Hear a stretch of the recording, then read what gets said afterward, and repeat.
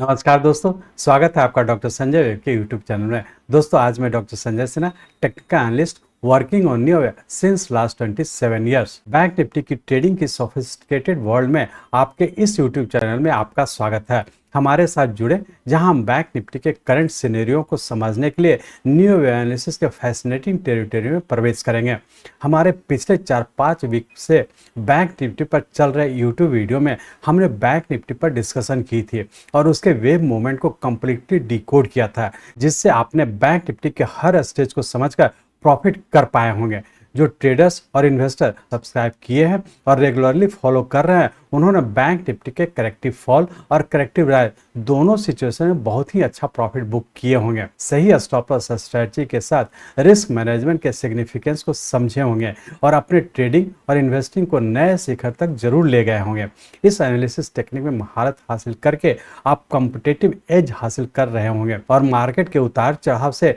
Deal करने के लिए अच्छी तरह से रेडी हो रहे होंगे। यहाँ आप लोग सीख रहे होंगे कि प्रॉपर स्टॉप लॉस लेवल कैसे एस्टेब्लिश करें और एक रॉबस्ट रिस्क मैनेजमेंट फ्रेमवर्क कैसे तैयार करें जो आपको संभावित लॉसेस से बचाएगा। प्रैक्टिकल एप्लीकेशन पर्सपेक्टिव आपको बैंक निफ्टी के कंटेक्स्ट में ट्रेडिंग और इन्वेस्टिंग की फाइनल पॉइंट्स को बेहतर ढंग से समझने में मदद करेगा। हमारे वीडियो में बताए गए सभी टिप्स को समझदारी से अप्लाई करते हुए प्रॉफिट करना जारी रखें। तो बिना देरी किए और इन सभी चीजों को समझने के लिए चलिए हम लोग चलते हैं बैंक निफ्टी के रियल टाइम चार्ट पर। ये बैंक निफ्टी का हम लोग का डेली चार्ट है और इस डेली चार्ट में हम लोग देख रहे हैं कि 21 जुलाई 2023 को हम लोग का एक इम्पल्स वेव कंप्लीट किया था और उसके बाद हम लोग यहाँ से करेक्टिव फॉल में इंटर किए। उस करेक्टिव फॉल के तहत नीचे का ए और बी पूरा करके फिर से हम लोग सी वेव के फॉर्म में नीचे कंटिन्यू किए हैं। और जैसा आप लोग देख रहे थे कि हम लोग का यहाँ पे 21 जुलाई 2023 को जब हम लोग का एक इम्पल्स वेव कंप्लीट किया था, उसका करेक्टिव फॉल के तहत नीचे ए वेव के फॉर्म में 18 दिन तक रफली हम लोग का करेक्शन में रहा था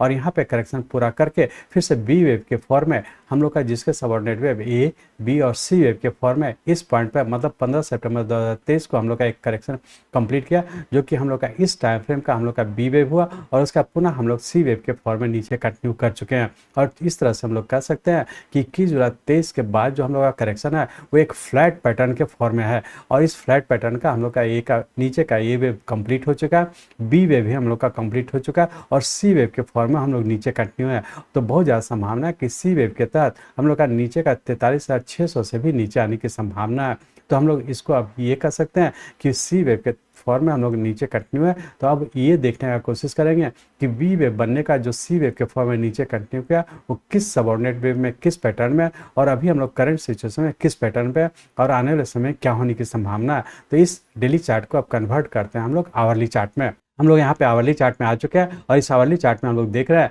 कि हम लोग का यहाँ पे एक इम्पल्स वेव कंप्लीट करने का जो कि हम लोग का रफली 43,600 के पास कंप्लीट किया और इसको हम लोग पिछले कई वीडियो में डिस्कस किए थे कि हम लोग यहाँ से जो करेक्टिव राइज के तहत बी वेव के फॉर्म में ऊपर कंटिन्यू किया, उसके तहत हम लोग का सबऑर्डिनेट वेव ए बी और सी वेव में इस पॉइंट पे कंप्लीट किया और यहाँ पे हम लोग का बी वेव कंप्लीट करके फिर से नीचे कंटिन्यू कर चुका है। अब हम लोग ये देखने की कोशिश करेंगे कि यहाँ से जो बी वेव के बाद जो सी वेव के फॉर्म में नीचे कंटिन्यू किया, पिछले 2 सप्ताह पहले भी आप लोग से डिस्कस किए थे कि हम लोग का यहाँ पे एक सी वेव कंप्लीट करने का जो कि बड़े टाइम फ्रेम का हम लोग का बी वेव होगा और यहाँ से हम लोग देखे थे कि हम लोग का यहाँ पे कंप्लीट करने का पैटर्न कंफर्म किया और ये पैटर्न कंफर्मेशन ये इंडिकेट कर दिया था कि यहाँ से हम लोग का जो राइज हुआ वो करेक्टिव राइज के तहत ए बी और सी वेव में यहाँ पे पूरा करके जो कि उससे बड़े टाइम फ्रेम का हम लोग का बी वेव मतलब फ्लैट पैटर्न का बी वेव था और उसका हम लोग इस पूरे करेक्शन के सी वेव में इंटर कर चुके हैं और इसी सी वेव के तहत कि बहुत ज़्यादा संभावना कि 43,600 से भी नीचे आने की संभावना है और उसी रास्ते में हम लोग अभी नीचे कंटिन्यू है। अब हम सिर्फ ये एनालाइज करने का कोशिश करेंगे कि सी वेव के तहत हम लोग किस पैटर्न में और आने वाले वीक में क्या होने की संभावना है। तो इसको एनालाइज करने के लिए इस आवरली चार्ट को कन्वर्ट करते हैं 15 मिनट के चार्ट में। हम लोग यहाँ 15 मिनट के चार्ट में आ चुके हैं। अब इस 15 मिनट के चार्ट में हम लोग देख रहे हैं कि नीचे के यहाँ पे एक सी वेव कंप्लीट करने एक 5 वेव कंप्लीट करने का सबसे छोटे टाइम फ्रेम में यहाँ पे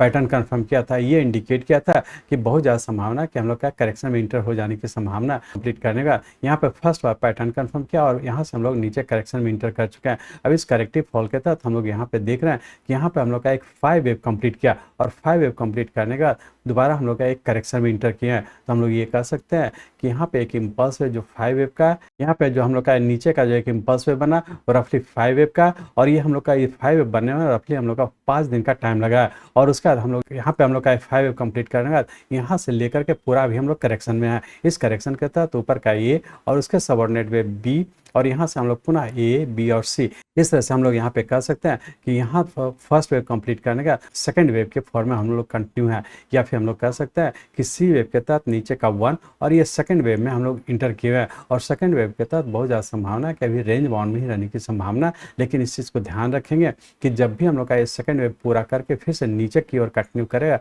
तो इस टाइम फ्रेम का हम लोग का थर्ड वेव के फॉर्म में नीचे कंटिन्यू करेगा, जिसके तहत कि बहुत ज़्यादा संभावना कि 43,600 से भी नीचे आने की संभावना है। तो जो भी यहाँ पे राइज हो रहा है एक करेक्टिव राइज हो रहा है। किसी भी टाइम फ्रेम का लॉन्ग पोजीशन बनाने का कोशिश नहीं करें। जब भी ऊपर जाता है हम लोग यदि प्लस किया तो ऊपर के ऊपर प्रॉफिट ही बुक करेंगे या फिर अपर स्टॉप लॉस को ध्यान में रख करके शॉर्ट करके छोटे से रेंज बाउंड में ट्रेड करेंगे। क्योंकि करेक्टिव राइज है और आने वाले समय में छोटे से रेंज बाउंड में ही रहने की संभावना है, तो बेहतर है छोटा छोटा ही ट्रेड करेंगे। तो आने वाले समय में मंगलवार को क्या होने की संभावना है, तो हम लोग ये कह सकते हैं कि रेंज बाउंड के तहत नीचे 44,400 और ऊपर 44,900 इसी रेंज बाउंड में रहने की संभावना। ऊपर का स्टॉप लॉस रखेंगे 45,000 का। तो इंट्राडे के लिए हम लोग ऊपर का स्टॉप लॉस रखेंगे 45,000 का और रेंज बाउंड में जब भी ऊपर जाता है हम लोग शॉर्ट करके ही चलें। लेकिन इंट्राडे में जब भी नीचे आता है तो प्रॉफिट भी बुक करने का कोशिश करेंगे। अब यदि हम लोग पूरे वीक की बात करें उसके लिए हम लोग इस 15 मिनट के चार्ट को कन्वर्ट करते हैं आवरली चार्ट में। पूरे वीक की बात करें तो हम लोग ये कह सकते हैं कि चूंकि यहाँ पर सी वेव के तहत हम लोग का नीचे का यहाँ पे फर्स्ट वेव कंप्लीट हो चुका है और सेकंड वेव में हम लोग करेक्शन में इंटर किया है। तो सेकंड वेव के तहत हो सकता है कि ऊपर 45,000 तक भी जाने की संभावना है। पूरे वीक के लिए रेंज बाउंड के तहत ऊपर 45,000 और नीचे का 44,000 इसी रेंज बाउंड में रहने की संभावना। पूरे वीक के लिए ऊपर का स्टॉप लॉस रखें 45,470 का। इस स्टॉप लॉस को ध्यान रख करके पूरे वीकली पॉइंट ऑफ से जब भी ऊपर जाता है शॉर्ट करें, लेकिन नीचे के लिए ऊपर आता है प्रॉफिट भी बुक करने का कोशिश है। लेकिन एक चीज़ ध्यान रखेंगे, जैसा आप लोग को बताया कि बहुत ज़्यादा संभावना कि 43,600 से भी नीचे आने की संभावना है। तो इस टाइम फ्रेम पर यदि आप शॉर्ट पोजिशन बनाए तो ऊपर का स्टॉप लॉस 45,470 को स्ट्रिक्टली फॉलो करते हुए ट्रेड करने का कोशिश करेंगे। मैं चाहता हूँ मेरे जीवन का लक्ष्य है इस मार्केट में कोई भी लूजर ना हो। इसको आप सीखें, लोगों को सिखाएं, लोगों को मदद करिए। हमारे साथ जुड़े रहने के लिए, आज के वीडियो को ध्यानपूर्वक अटेंड करने के लिए, इसे दूसरों तक पहुंचाने के लिए आप सबका बहुत बहुत धन्यवाद। जय हिंद।